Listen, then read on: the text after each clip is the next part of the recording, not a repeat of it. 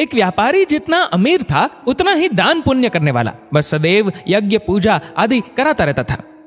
एक यज्ञ में उसने अपना सब कुछ दान कर दिया। अब उसके पास परिवार चलाने लायक भी पैसे नहीं बचे थे।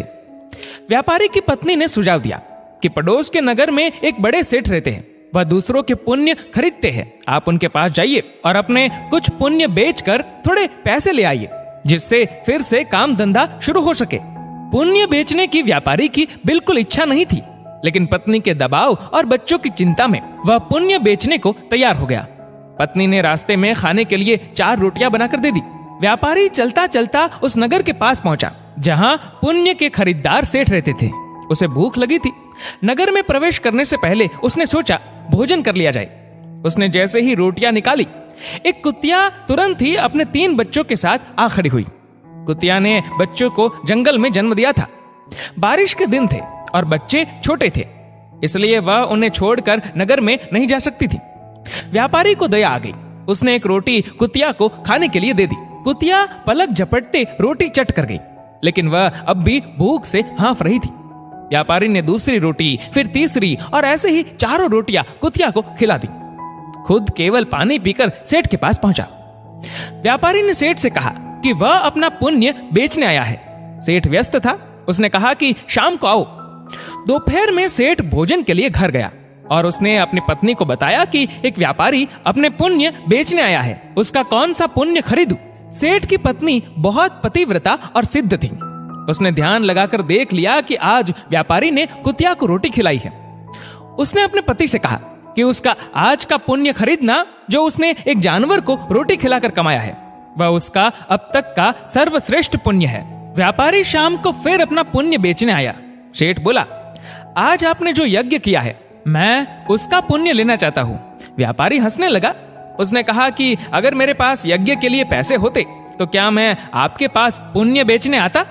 सेठ ने कहा कि आज आपने किसी भूखे जानवर को भोजन कराकर उसके और उसके बच्चों के प्राणों की रक्षा की है, मुझे वही पुण्य चाहिए। व्यापारी वह पुण्य बेचने को तैयार हो गया। सेठ ने कहा कि उस पुण्य के बदले वह व्यापारी को 4 रोटियों के वजन के बराबर हीरे मोती देगा।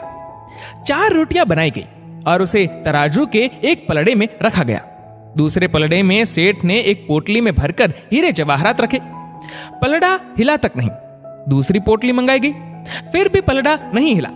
कई पोटलियों के रखने पर भी जब पलड़ा नहीं हिला तो व्यापारी ने कहा, सेठ जी, मैंने विचार बदल दिया है, मैं अब पुण्य नहीं बेचना चाहता। व्यापारी खाली हाथ अपने घर की ओर चल पड़ा। उसे डर हुआ कि कहीं घर में घुसते ही पत्नी के साथ कलह न शुरू हो जाए। जहां उसने कुतिया को रोटियां डाली थी, वहां से कुछ कंकड़ पत्थर उठाए और साथ में रखकर गांठ बांध ली। घर पहुंचने पर पत्नी ने पूछा कि पुण्य बेचकर कितने पैसे मिले। तो उसने थैली दिखाई और कहा, इसे भोजन के बाद रात को ही खोलेंगे। इसके बाद गांव में कुछ उधार मांगने चला गया। इधर उसकी पत्नी ने जब से थैली देखी थी, उसे सब्र नहीं हो रहा था। पति के जाते ही उसने थैली खोली। उसकी आंखें फटी की फटी रह गई। थैली हीरे जवाहरातों से भरी थी। व्यापारी घर लौटा तो उसकी पत्नी ने पूछा कि पुण्यों का इतना अच्छा मोल किसने दिया, इतने हीरे जवाहरात कहां से आए। व्यापारी को अंदेशा हुआ कि पत्नी सारा भेद जानकर ताने तो नहीं मार रही, लेकिन उसके चेहरे की चमक से ऐसा लग नहीं रहा था। व्यापारी ने कहा, दिखाओ कहां है हीरे जवाहरात। पत्नी ने लाकर पोटली उसके सामने उलट दी। उसमें से बेशकीमती रत्न गिरे। व्यापारी हैरान रह गया। फिर उसने पत्नी को सारी बात बता दी। पत्नी को पछतावा हुआ कि उसने अपने पति को विपत्ति में पुण्य बेचने को विवश किया। दोनों ने तय किया कि वह इसमें से कुछ अंश निकालकर व्यापार शुरू करेंगे। व्यापार से प्राप्त धन को इसमें मिलाकर जन कल्याण में लगा देंगे। दोस्तों, विपत्ति काल में भी भगवान पर भरोसा रखकर सही राह पर चलना चाहिए। आपके कंकड़ पत्थर भी अनमोल रत्न हो सकते हैं। इस वीडियो को लेकर आपकी क्या राय है, नीचे कमेंट करके जरूर बताएगा। और अगर आपको वीडियो अच्छा लगा हो तो इस वीडियो को लाइक करेगा, शेयर करिएगा ज्यादा से ज्यादा लोगों तक। और ऐसे ही और भी इंस्पिरेशनल वीडियोस के लिए सब्सक्राइब करें हमारे यूट्यूब चैनल को और फेसबुक पर फॉलो करें हमारे पेज को। धन्यवाद।